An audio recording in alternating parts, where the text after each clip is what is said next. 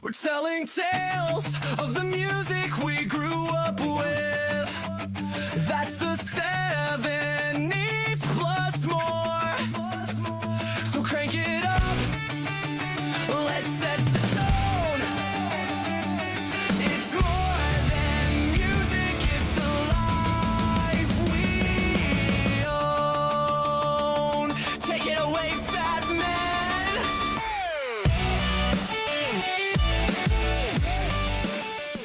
Well, welcome everybody to another exciting episode of Mick and the Fat Man. That's right, folks. We're Series 6 and episode number 9. As time flies, we are once again back down at the South Coast recording studio. G'day, Mick. Happy rock and roll to you, sir. And how are you travelling on this delightful day down the south? Mate, we're having an Indian summer for an autumn. It's a little bit chilly in the wind. It's getting cool, but it's 2/3 of the way to winter, so I'm not surprised. It is magnificent weather. Not so good if you're a gardener. You've got to keep the water up, but apart from that, it is beautiful.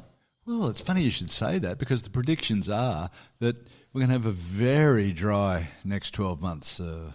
I thought we were going to have a La Nina or El Nino or one of those that gave us Isn't wet. it dry? One of them. I thought we were going to have As the the wet. Nina is the rain, the daughter, and El Nino, the son, is the drought. I thought we were going to have the rain. Oh, maybe we'll have No, both we're going of to. the- No, we're going to have the drought. Yeah, well, that's what I thought. Yeah, sorry, no, you're right. We're going to have the drought. Yeah, so we'll have to keep the water up. Yeah. All right. Yeah. All right. I Keep got the water up. a rainwater. Do you want to go? Do you thing want out the back? Do you need to go? Water something, or you're right? Can we? I'm saving that in a bucket. Right. I just think if you want to go somewhere and water something, you might. You might need to Maybe. take a break for a minute. Anyway, Mick, I was wondering if you had actually managed to retrieve the beautiful Globites bag off the beach from whence you had left it. Well, the last 2 episodes it's got down to the beach. I couldn't tell you how it's got there. I mean, the dog's too small to take it. Yeah. And you tell me you haven't taken it. I didn't do a damn thing. So I don't know how it's got there. I think I'm being white-anted. The last time we looked, the Surf Lifesaving Brigade had it on the back of their quad bike. They picked it up from down on the waterline. They had accused you of using it as a flotation device, some sort of safety device, throwing it to unknown swimmers. As far as I could tell, they were just getting beat on the head with a big suitcase. You'd say, it's all right, I've got a flotation device. Bang, down they go. Well, people could get on it. You know, they could use it as a diving platform out there in the ocean. You know, as it goes over the waves. I just thought you were playing Titanic. You know, like everybody clamouring to bits of flotsam and jetsam. Oh, but as long as I don't want to play the girl. I'll play the boy. The one who's The one that who's drowned. holding the one who drowned. Yes, Yeah. froze in the North Atlantic. Yeah. Anyway, Mick, I can see it over there. Anyway, you've got it here now, thank God. So let's why don't we start unlocking a few things there. There's one over there, and the other thing. Once you get it open, I'm sure it's going to be exciting. But we got rid of the zippers from the other week. We had zippers the other day, and now we've just got locks. Velcro self-locking. It's much better. It's an upgrade that's available on the new Globites. Yeah, right. And so I just fitted it. Yeah, no, good idea. And what do you got in there, mate? Tell us what you got floating around in there for us, mate. You know how Radiohead has been carrying on lately about how they don't want to play Creep.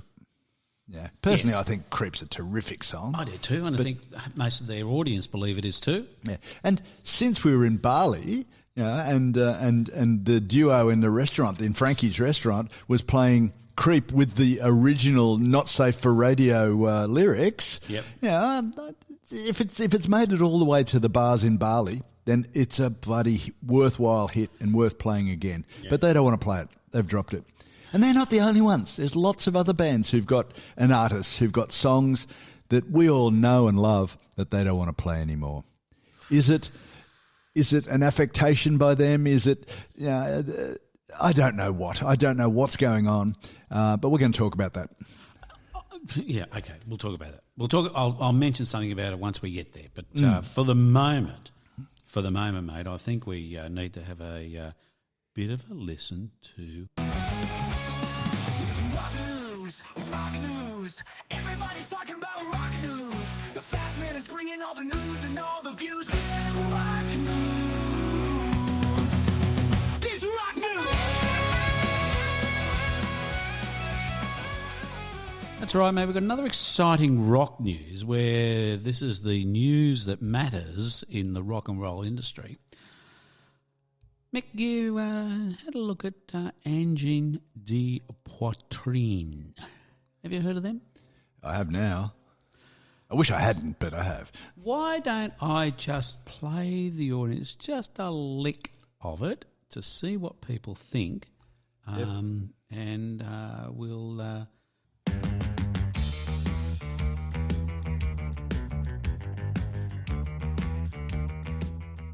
Now, this is the general gist of it. Nope. Two blokes. Whoa. Two people dressed up in polka dot costumes, one with a big sort of helmet head on, the other one with a polka dot mask with a really big nose and a funny hat. The guitarist plays a bass guitar and an electric guitar, dual fretboard. And a la Jimmy Page. A la Jimmy Page, except it's a bass, not two guitars. Ah. And there's no vocals. There's just sort of prog, jazz, weird time signatures, seriously weird time signatures, like 12/4 that go into 8/4, back into 16-7 or whatever. I don't know, it's just weird shit. So it's all a bit crazy. But basically, they are a rock group, rock duo, should I say, formed in France in 2019. Basically, they're anonymous musicians performing under pseudonyms as guitarist KHN de Poitrine and drummer KLEK de Poitrine, Kun and Kleck. And this is what they're using. This is the description of their music. They are known for microtonal compositions in the style of math rock. Now, you're familiar with your math rock, experimental rock, and an absurd public image. What do you? Have you got your head around? Have you been able to get your head around this lot? Well, I'm a little concerned about math rock, but I do know what it is, and I have encountered it before. It seems... Look, I was a bit unfair saying I wish I hadn't, because I don't mind that type of sound, but it's not really something you'd put on a Saturday afternoon when you're just kicking back with a couple of coolies, is couple it? of mates around. Yeah. Have a listen to this, boys. Yeah, cop a bit of Angine de Poitrine. Oh, this is all right. Gee, where are they on the local pub? So they've been sort of a bit cultish, to say the least. They are actually more than cultish. They are like Instagram type hits. They've been doing a bit of the festival circuit, and they in February 2026 they basically became viral, and they've accumulated millions of views, and they're doing an international tour now. And How will we know? Well, stand them in front of a polka dot wall, and you won't never see them. Never see them. I mean, the one thing I did think when I saw them, yeah, exactly. They're in polka dot jammy costumes, right? And you put them in front of a polka dot curtain, you know, as you could have in your kid's bedroom, and because they're fully in costume, you never see their faces, never see anything in particular. It doesn't matter if someone leaves the band. That's a good point. Yeah, but they do have to be able to cope with microtonal time signatures, right, yes. and be able to do a bit of calculus while they're strumming an intro. It's complicated. It's really complicated. Yeah, exactly. Anyway, you were good at maths at school, weren't you? I was pretty good at maths, but microtonal bits got me buggered. Yeah, I suppose. Maybe I could just paint their costumes. They just bring me the white costumes, and I'll paint dots all over them. Yeah, for them. That's not a bad idea. Yeah, no, who knows?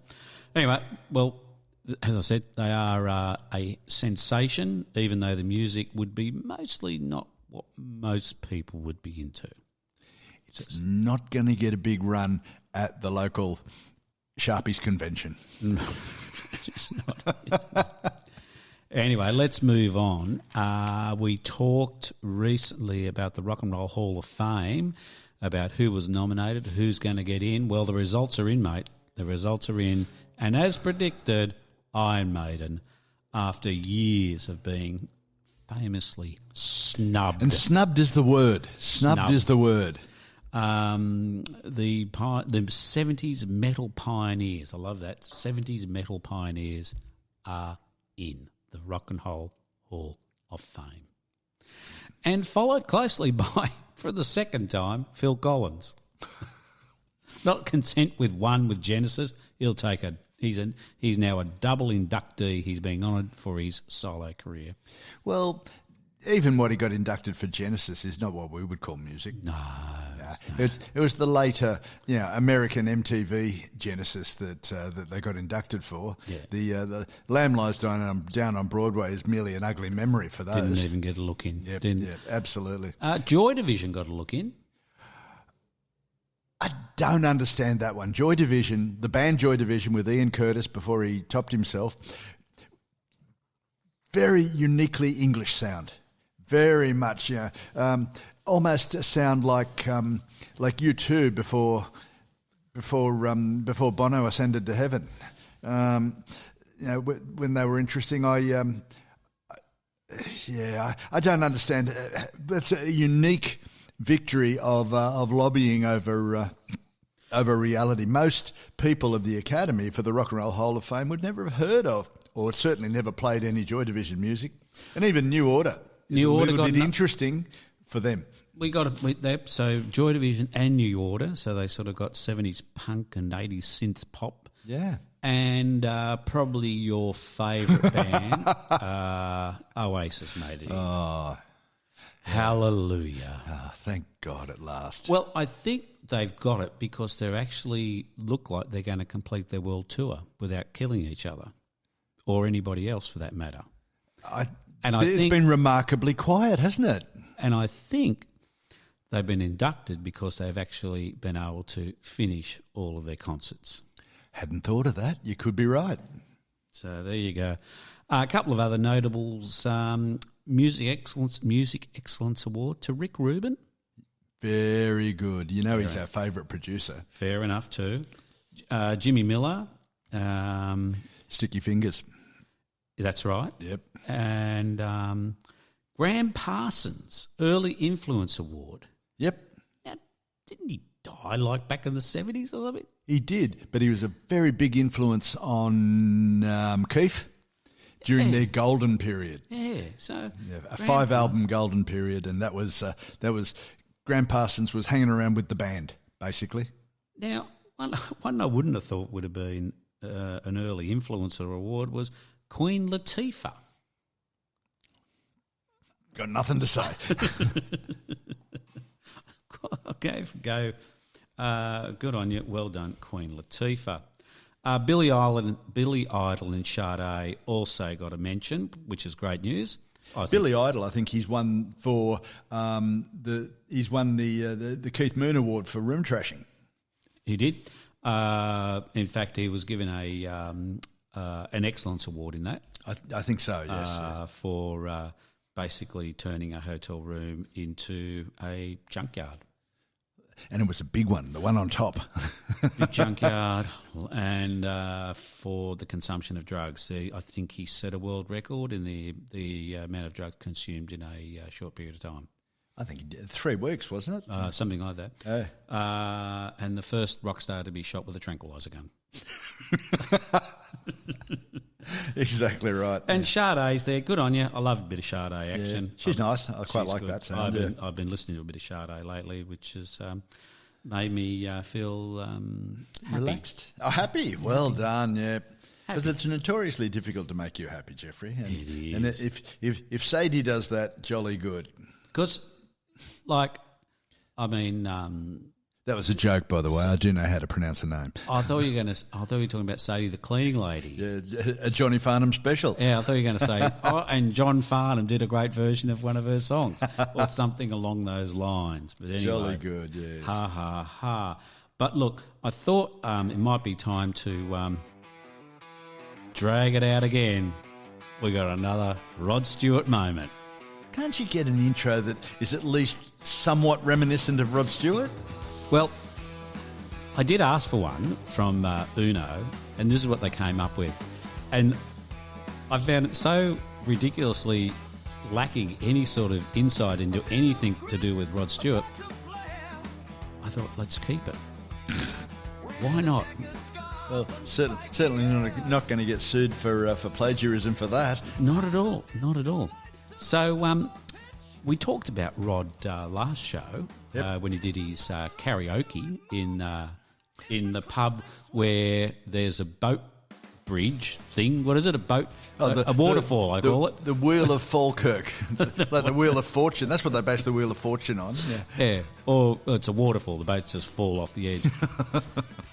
Anyway, his wife, Penny Lancaster, she's been a bit busy, hasn't she? She's opened up about the difficult time he had when he was diagnosed with cancer. So that's not really much of a surprise. Everyone would have a difficult time in that circumstance. Well, since getting the all clear, the rock icon has maintained a healthy lifestyle through a balanced diet, regular exercise, and frequent medical checkups. Wow. Earth-shattering. Fucking earth-shattering. Who would have thought? Like, that's the first time anybody's ever done that after they've been diagnosed with cancer and been given a clear diagnosis. It's the first time anybody's ever suggested that to Rod. Yes. He says, bloody hell. And really? And she points out that at one point his health looked a lot bleaker. Oh, yes. So she's got a new book out called Someone Like Me, and she's opened up about the impact of Rod's diagnosis. Like Penny had the worst of it. Yeah. I mean, he just had cancer, but she got a bit depressed. Had to try and manage because it was a secret, so she had to manage the fact that she couldn't tell anybody about it. Yeah. It'll be a bit hard. I mean, if she's anything like all of his other wives, she's about what? 25, 26? 26. They're still young. Yeah, absolutely. Still young. Anyway, they both feel pretty relaxed about it now, and they're able to open up and talk about it, which is I think that's great. Great news. Yeah, it's great news. So another insightful journey into the life of Rod Stewart. We'll try and get something next time about trains. Call it the Gomez-Adams segment. Anyway, it's always good to hear what's going on in Rod's life, isn't it? He wrote a song, you know. Have you ever heard that? It was Maggie May, wasn't it? I think it was. I wrote Maggie May. All by myself. 1001 albums you must listen to before... I keep saying it wrong. 1001 albums you must hear before you die. Oh, boy. Robert Get it right, will you? Page 377. The Stranglers. Rattus Norvegicus. Norvegicus, as in Norway. Norvegicus. I still had trouble with it. Rattus Norvegicus. The common rat. Produced by Mark Rushent. Cover art Paul Henry. Running time 39 minutes, 47 minutes. Not bad for the era. Got to 82 in the Australian charts, only in for 4 weeks. The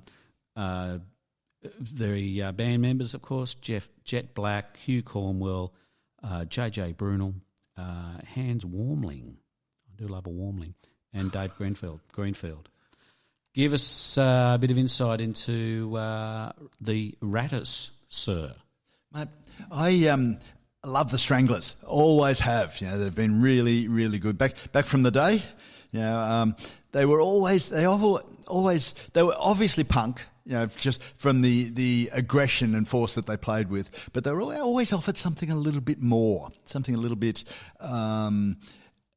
more depth than many bands in that period. The two lead guitarists, joint lead guitarists and lead vocalists, Hugh Cornwell and JJ Burnell.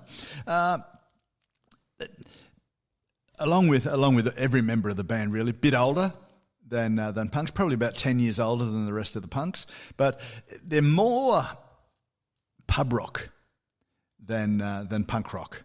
So, given the age difference and the way that they play, they weren't trendy. And unlike other punk bands who could scarcely play anything, they played keyboards both for rhythm and colour of the songs. Yeah, some of their songs had keyboard leads, which was really, really interesting. Very, very unusual in that style of music. Absolutely, very unusual. A bit forward, play loud, play fast, gob, spit, repeat. That's right. Yeah, that's exactly right. Yeah, and this is an awesome album. There is no two ways to describe it. First album, out of the box, absolute corker. It is indeed. I think I should have said corker right from the start. It is a really good album. I had forgot. I'm glad you popped this one in because I'd forgotten how much I liked them. Yeah, I had their first 3 or 4 albums, and I found after that, I think they started to believe the publicity a little bit, and maybe the heroin got to them. Yeah, maybe. Yeah, but this really early stuff, really sneery type of approach, enunciation of the vocals, very sneery. Take no prisoners, I've seen it described as, but that's very true. They just go full on playing loud.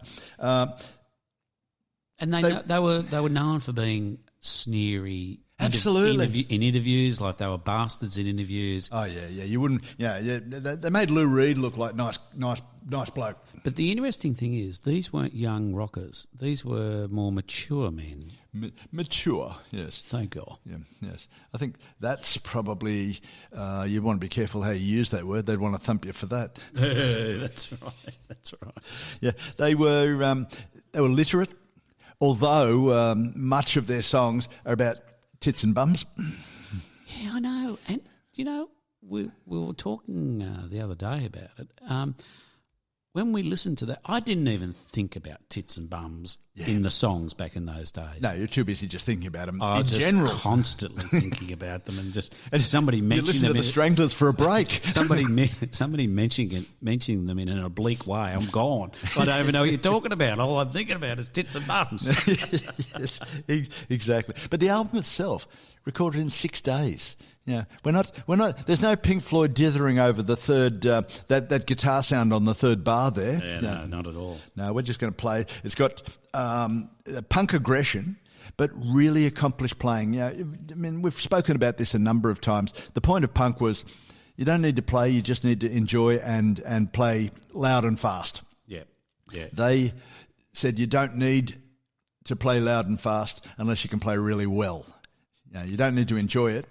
Their anger, all punk music had anger of a sorts. We talked about last year. We talked about the Damned. Yes. And they had a bit of anger in some of their songs, but they were very musical. They were very talented. But this band, leaves most punk bands for dead. Certainly, I love the Pistols, but it leaves them in the dirt. These guys. Musically, these guys are far out and about, out in front. Absolutely. Their sound is still, snarly and spitty, but much more intelligent. Yes. And their anger, funnily enough, stems from their disdain for other people. They really didn't have a high regard for anybody. Yeah. Sounds like your autobiography. Be nice. Gee. Here's me trying to review an album that you put up with no consultation, and I get insulted. I'm hurt. Yeah. I'm going to go and drink and snarl and spit at somebody. That's it. Yeah. And a disregard for the rules. Yeah. But one of the rules said, thou shalt not pick on women, thou shalt not be sexist, and they totally had disregard for that. They didn't even care about that. This album is a good example of how they did that. The songs on this album, Just, we talked the other week about Jean-Michel Jarre, how his song titles give you a great idea of what the album's about and what the songs are about. Yeah. 1, 2, 3, 4. Yeah. Well, these ones, Get a Grip on Yourself. Yeah. About masturbation. Nice. Nice. Hanging Around, Peaches. Yes. Now, and they were drawing the perhaps not too subtle comparison of a pair of peaches to a young woman's buttocks. And walking on the beaches, looking at the peaches. Boom, boom, boom. Yes.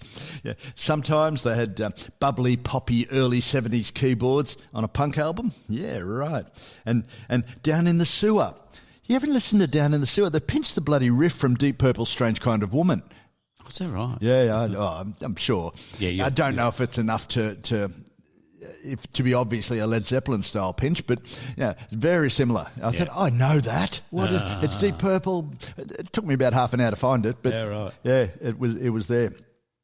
So because of their age, because of their ability, and because of their disdain for everybody, and their consideration that they were better than everybody. In fact, a good example of that is their later album called Oral Sculptures, which was, I don't know, third or fourth album. Yeah. We don't make songs, we make oral sculptures. Yeah. Yeah, I thought, it's Move probably on, a bit time for me to move on here. I'll go and find another band. Oral So, sculptures. I thought, the heroin's taken hold here. Oral sculptures, fucking hell. So, but this album really, I don't like punk. No, I don't want to listen to punk. Listen to this album. It's great, really good, perfect 70s music, lots of energy, lots of fun, keyboards. Keyboard makes and rounds out a band's sound when it's used properly. Yeah. And they used it perfectly. So don't think to yourself, this is punk and I don't like punk. Think this is a pub rock band from the 70s that I really could get a handle on. So have a listen. We'll put some in the playlist, and it's really, really good. Now, I found a couple of interesting little facts about the... You did indeed. About the boys. Now, Jet Black, or originally known as Brian Duffy... I'd rather be called Brian. was this before joining the band, was a successful businessman in his mid-30s. Older than a 19-year-old spotty kid snotting and gobbing off at the audience. And he owned a fleet of ice cream vans. Not one, a fleet of ice cream vans. And had an off-licence, or a bottle shop, off-licence in Guildford. And in the early days, the band actually used one of the ice cream vans to haul their gear around. So this guy, he's come to the music industry, probably always played music, but had already made a success of himself, and music was sort of his passion. Yeah, I think that's great. Yeah, you'd look at something like that to start with and think, maybe not, but it worked out well. How about the Eiffel Tower incident? That's so funny, that story. The band, as we talked about, were notorious as being like bastards to the press. And in 1980, after a journalist wrote a negative review, they allegedly lured him to the Eiffel Tower, took him up to the first level, and duct taped into one of the girders. That's 300 feet up, by the way. And duct taped into one of the girders. It's fucking brilliant. And he was there for hours before security found him. Absolutely. That is a great one. The Golden Brown, that famous song, is one of the few songs to become a massive pop hit despite being incredibly complex. It features a harpsichord, which you obviously can hear at the very beginning, and alternates between a 3/4 and a 4/4 time, effectively making a bar of 13/8. Most radio stations initially refused to play it because it wasn't danceable, and eventually became their biggest selling single. Funny thing a bit about Golden Brown, we actually talked about this song and the Stranglers a long time, about 5 years ago when we did our episode about heroin. Oh, that's Golden right, Golden Brown's Brown. about heroin. That's right, yes, I remember. And then finally, J.J. Burnell, or Jean-Jacques Burnell, wasn't just a tough guy for the show. He, in fact, had a black belt in karate. And if there actually was any physicality required, he would be happy to step up and confront anybody in the audience and take them out. But he wasn't just some bloke who does karate. He was seventh Dan black belt. It only goes to 9. That's right. And he had a backstage brawl with Paul Simonon of The Clash as well. So you wouldn't want to get in a fair dinkum brawl because he really would have hurt you. Absolutely, yeah. Have you heard about this next one? No, I haven't.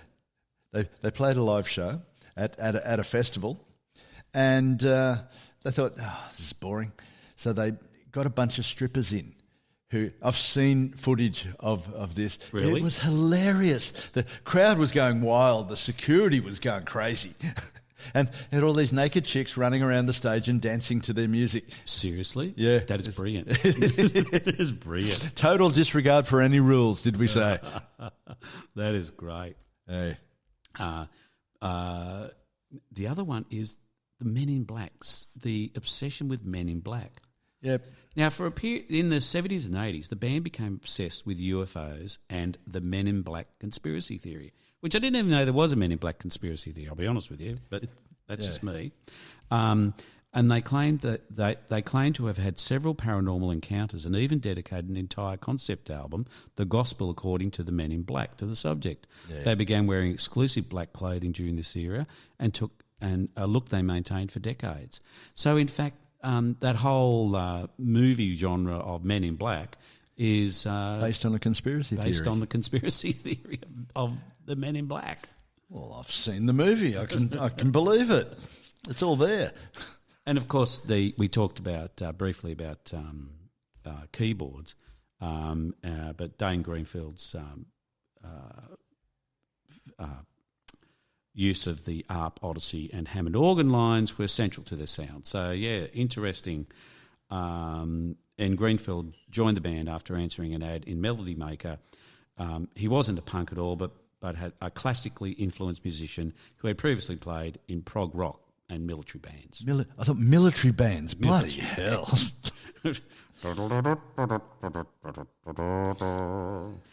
Yes. Anyway. So he's using an ARP and a Hammond, very, very in keeping with the last couple of episodes that we've done. That's where right. we talk That's right. about that. We've So had you're becoming very prog rock in your. Our electronica cred is growing way up there, baby. It is indeed. Anyway, mate, why don't we move on? Tell me about some hits that bands aren't really overly excited by. Mate, one of the things, when we started this podcast, one of the things we promised our listeners that about over 5 years ago. Isn't that horrifying? It is a long time. Yeah, I mean, I'm going to start dressing in black and playing my sound through an ARP synthesizer. Do you know, that's what we should do. We should actually do some promo shots with us just in black. That's a good idea, yeah. Rather than polka dots behind a polka dot screen. Polka dots are also an option, but I think black is probably a little bit more keeping with us. I think so, yeah. Black long sleeve boots, Doc Marten boots, everything black. Everything black. Yeah, I'll have to wear a black hat because otherwise it'll be a lot of pink. I'm just thinking, Doc Marten, are they still around? Are they still a thing? Yeah. Who would have thought? Who would have thought? I got a pair of Doc Marten shoes the other day, believe it or not. Really? Yeah, I wanted to keep up with the young people. Okay. We talked that we'd only focus on artists that we knew well. And what I mean by knew well, we've seen, met, or have some anecdotal knowledge about, when we bought their album or whatever. And you recall that was one of the parameters that we started our podcast about.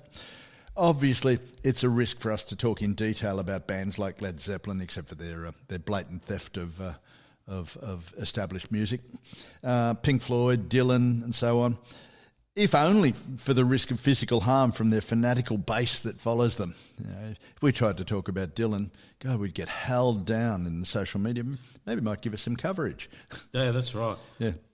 Well, that's the whole thing, like there are Eddie the experts out there who would absolutely run rings around us a million times over if we, particularly Dylan, and the Beatles, and even probably Rolling Stones, that people would know a lot more about individual bands than we ever will, absolutely, or ever want to. Yeah, too right.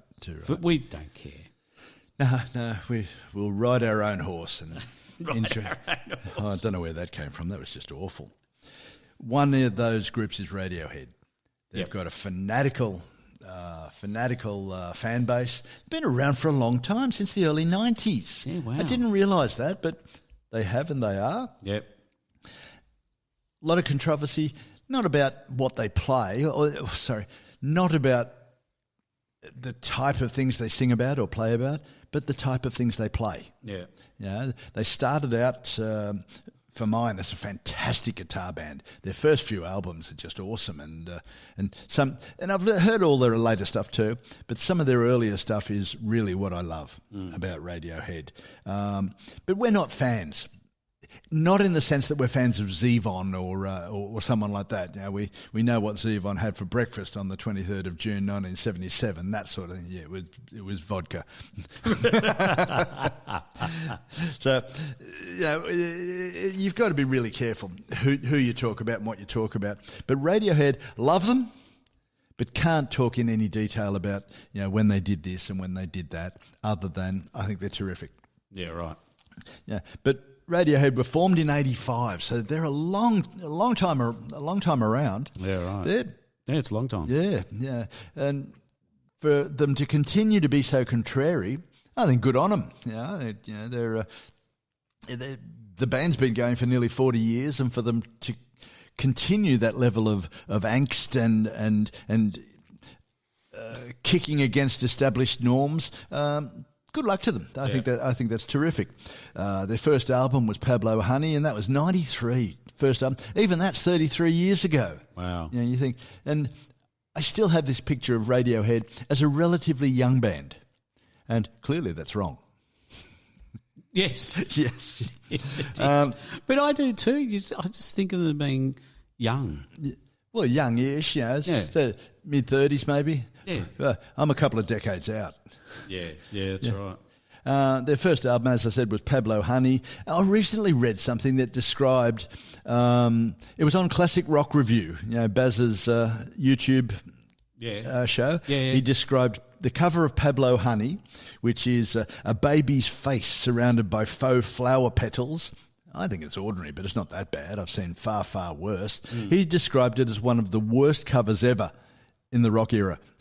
I thought, Baz, you're getting a little bit cranky there, mate. Oh, yeah. okay. Yeah. Tom York is 57. It's frightening, isn't it? Yeah. And he strikes me, I've still got that picture of Tom York as a bloke in his mid-30s. Yeah, which probably makes him happy, but that's another story. Maybe he doesn't give a shit what I think. I don't believe that, Mick. You don't I think he cares greatly about Well, I'm here to help him. Yeah. No, he does. He won't. He's concerned. Their earlier stuff, I love the guitar work by Johnny Greenwood. And in fact, Johnny Greenwood got a Guernsey in Rolling Stone's 250 greatest guitarists of all time. Is that right? Yes, he did. Did not know and some of their stuff from their early albums, Electioneering, Just, and even Creep. I think fantastic stuff. Any guitarist would be happy to own any one of those songs alone in their criteria. Even the album that I love of Radiohead, OK Computer, is 30 years old, or 29 years old. I thought, bloody hell, I regard that as a relatively recent album. Yeah, you do. Now, maybe that's a sign of me. It's us. It's us. But OK Computer, fabulous album. Radiohead has done some other interesting things. And again, maybe they've got that style, that approach. Let's keep breaking rules to stay relevant. Good on them. Yeah, in fantastic. 2007, they released one of their albums, In Rainbows, as a download. Do you remember that? They released it as you went online onto their website or whatever, and you downloaded it and you paid what you thought was appropriate. Yes. Sorry, I do remember now you mention it. Now I don't believe they've ever released some sales figures and revenue figures for that, but they claim they did quite well out of it. Yeah, I heard that they actually probably did better than if they went through their record company. Yeah, well, they didn't have the record company bleeding elements of the profits out. 50% of the profits. Yeah. Thank you very much. So good luck to them, and I think all of that sort of thing is terrific. But as their careers progress, for a band that started out and does have still a great guitarist. They've been more keyboard and electronica focused in their music. I'm not as excited about the latest stuff, Kid A, Amnesiac, and so on. There's one particular song on Kid A. It got the "That's Not Morning Music" treatment. Oh yeah, I was playing Radiohead. I thought I better have another listen because they still sell a lot of records and do a lot of concert sales. So it is entirely possible that it's me. Yes, possibly. It is. Unlikely, but possible. Yeah, of course, absolutely. And the national anthem from Kid A, I listened to it, discordant electronic sounds, and that's not morning music, so shut that bloody stuff up immediately. Jesus Christ. Yeah, so, you get what you get, I guess. Tough gig. Tough gig. Yeah, exactly.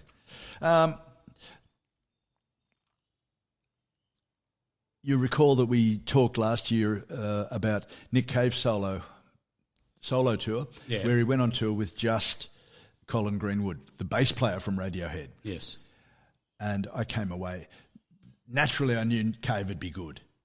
But I came away raving about the bloody bass player, who was just fantastic. He with a bit of atmospheric and a bit of light playing underneath Nick Cave's songs, he added a new depth to all of them and really, really made something special of what were already very, very special songs. But because we've been listening to a bit more than usual Radiohead in preparation for this episode, I've been listening. His bass playing is just sensational. You listen to radio right from Pablo Honey through to some of the later stuff that I don't really care for much, and he's not a guitar player from Slade. He's not going thump, thump, thump to keep the song driving along. Yep. He is creating an atmosphere, a feel, a sound that is really something special. Yeah, right. And he's a very unorthodox, unusual, fantastic bass player. Yeah, right. They're a band, Radiohead. They've got very specific... Try that again. They've got very specific views on their material and how they treat it. I will be honest, I haven't seen them live. I will be looking to make a point of that next time they tour Australia, but that's one of those things I haven't been able to yet. But in more recent years, they have, in particular Tom York, have made it quite known that they don't like Creep, the song Creep, which was their first single, their breakthrough single, if you like. Indeed. And that they'll no longer perform it. Yeah. I put Creep in a box with How Soon Is Now and a couple of other really sad, miserable songs about, and it is, I'm a creep, I'm a loser. I know. It's an awesome song, I should say. It is. Absolutely. And awesome. the playing as an ensemble playing is fantastic. Johnny Greenwood, guitar, that bit where they go into the chorus and he goes... really just great. And even when that's copied in Bali... it's really great. That's right. Yeah, so I'm disappointed. I believe Creep is a very strong song. I think they would have been better off to just drop the song. They've got enough of a canon of material that if you don't play a song, who cares? You played 15 others, and you've got a couple of hundred songs. For most bands, this would be an encore song. Maybe, or not at all. Come back from the encore, and this is the song they play. The audience would go wild, absolutely. But they don't wild. want to play it. They don't like it. I know, but that's not their job. Is to keep their audience happy. Well, you would think so, yeah. I find it a little bit arrogant myself. Yeah, but some bands have it in their head that they're not there to play for their audience. They're there to play for themselves, and the audience can do what they like or go get as they wish. Yeah, they're just wrong. Yeah, I can understand that bands get bored with a song or tired of fan fixation on one song over and above lots of better ones. We were talking recently when I said I saw Pavlov's Dog towards the end of last year, and some idiot in the crowd kept calling for Julia, one of their most obvious... It's not a bad song. I don't think they've got a bad song, but it's one of their most obvious songs. And it's obvious in terms of the sound, and it's obvious in terms of being a hit, being a single to play on the radio. Did he play it? Yeah, ultimately he did. Yeah. He said, all right, I'll play it. But why would you be screaming for that song? I thought, you're an idiot, pal, who doesn't know much about anything. This is the only song you know. Exactly right, yes, yeah. No, I didn't want to come here anyway. But listen to this, George. Oh, yeah, all right, I'll come. If he plays that, I'll listen. Yeah, exactly. Knob. Yeah. I near lost my mind when they played Song Dance, which is off Pampered Menial. Great song. And it was as good as, if not better, than on the album. Fantastic. Really, really good. Anyway, that's by the by. We're not talking about... And they did play it. They played both Julia and Song Dance. Brilliant. So there's no getting bored with our hits and not wanting to play them by Pavlov's dog. So Radiohead doesn't play Creep for the reason that they don't want to. They think, we've got other stuff and we'll play that. They're not the only band that for one reason or another refuses to play some of their early material. There's a lot, and we'll look at some now, very successful bands or artists who've adopted that position. Sometimes for a good reason, most time for a conceited reason.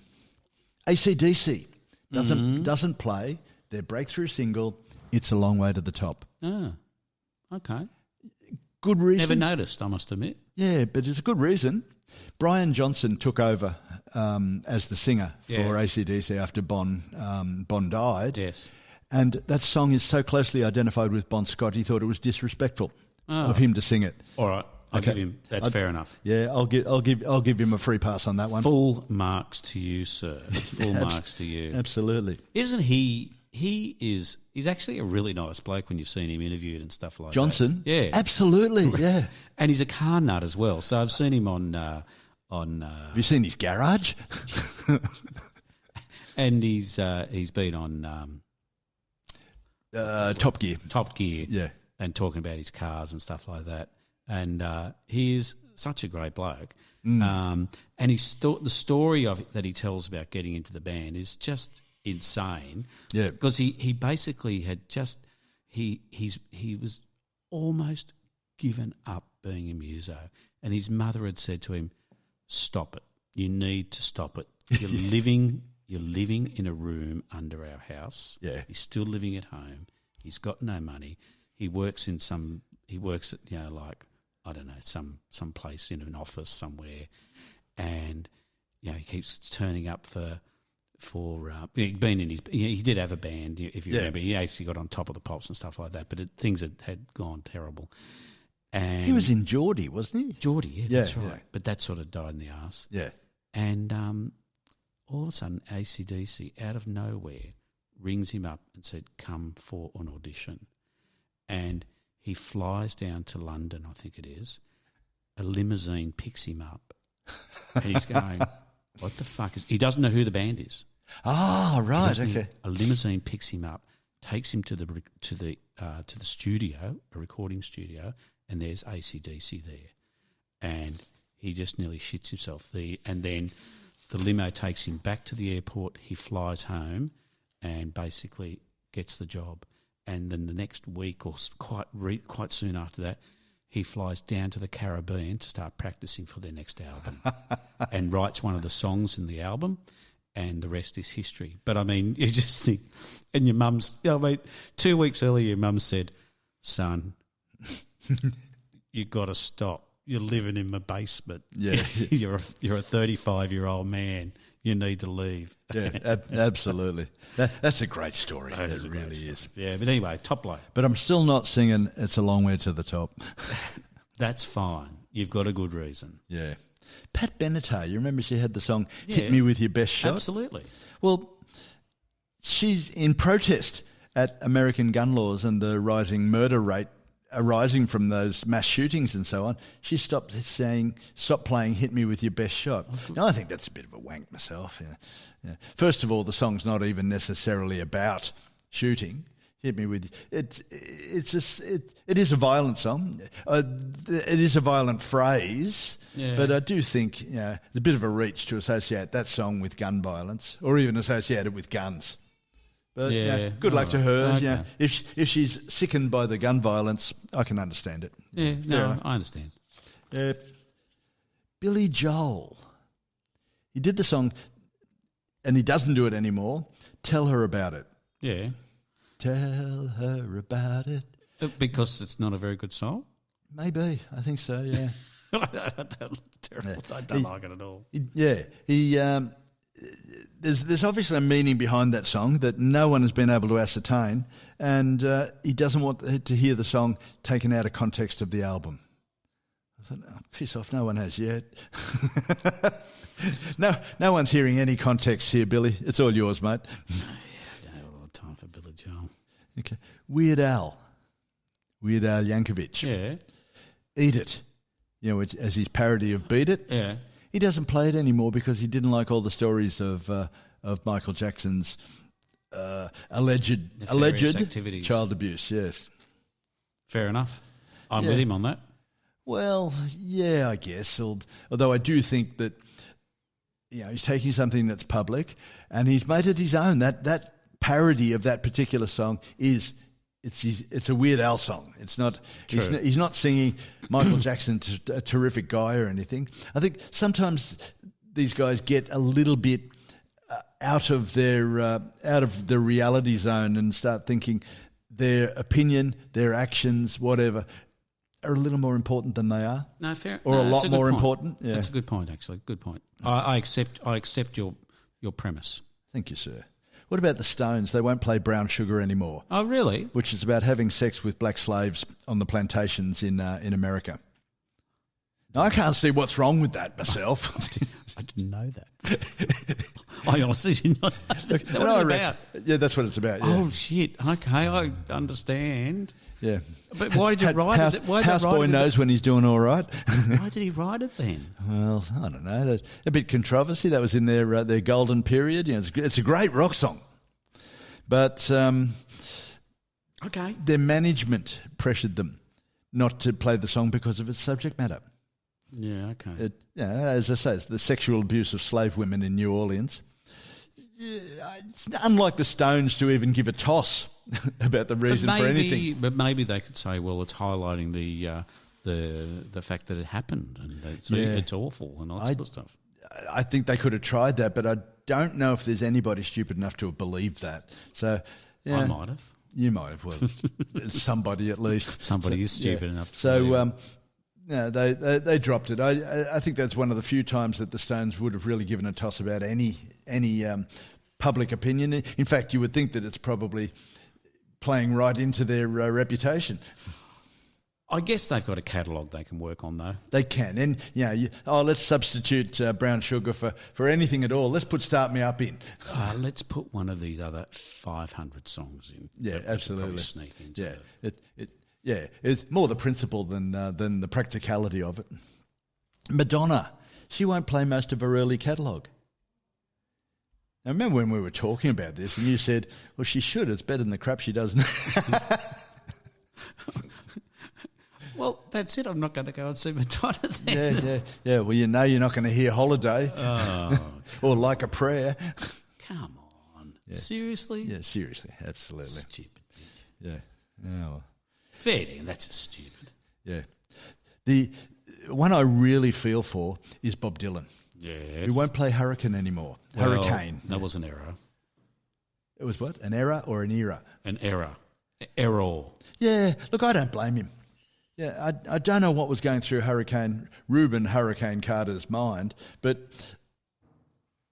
Dylan, that's one of the best protest songs ever in the history of the world. Now, the outcry generated by that song got him a retrial, got him discharged and proven innocent. And then he turns around and says, I did it. I did it. Yeah. What? Now, is there something wrong in your head, boyo? Yeah. Because one of those things, to either say I did it or to allow Dylan and everybody else to carry on, Reuben Carter was falsely tried. One of those things is such a gross it's just weirdness. Bizarre. Yeah, it's bizarre. Yeah. I don't understand it at all. So I don't. I mean, even the evidence suggested that he was innocent, as it turns out, and yet he goes, "Yeah, I did it." Yeah. almost feel like saying, how? Yeah, well, that's right. Yeah, do a trial and see what we can see. But clearly, Dylan felt burned out and bummed out by that process, and it was really, really not good. I'm with him. Robert Plant. Yeah. Did you know he wrote the lyrics, or he claims to have written the lyrics to Stairway to Heaven when he was 12? Yeah, And he says, I won't sing it anymore because it's a little boy's song. okay. Yeah. No, not 12, 23, he says. Depends who and where you've read it. I've read it really, really young, but even 23, I suppose. He's a wee bit older than 23 now. But even so, like, half of their catalogue was written when he was 23. Yeah. You know, like... Geez, Yeah. I think it's So all a bit you can't really that's play fine. anything off Led Zeppelin 1. Or 2, Yeah, or 3. yeah, absolutely. I mean, that's all bullshit. Yeah, yeah. They haven't got 100 albums. Yeah, precisely, yeah. He calls it a nice wedding song. Yeah. Now, who gets married to someone behind the hedge and then says, bring it back? This is on our wedding song list. Absolutely, yeah.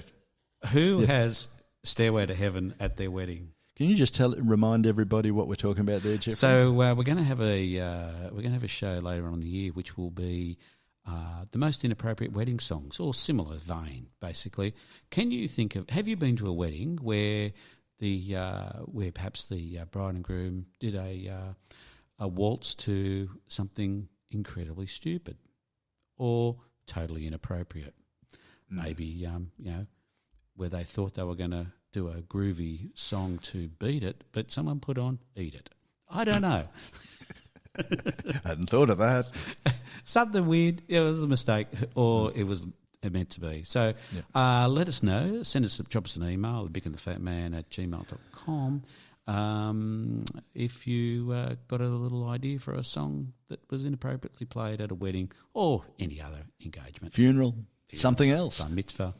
Bye.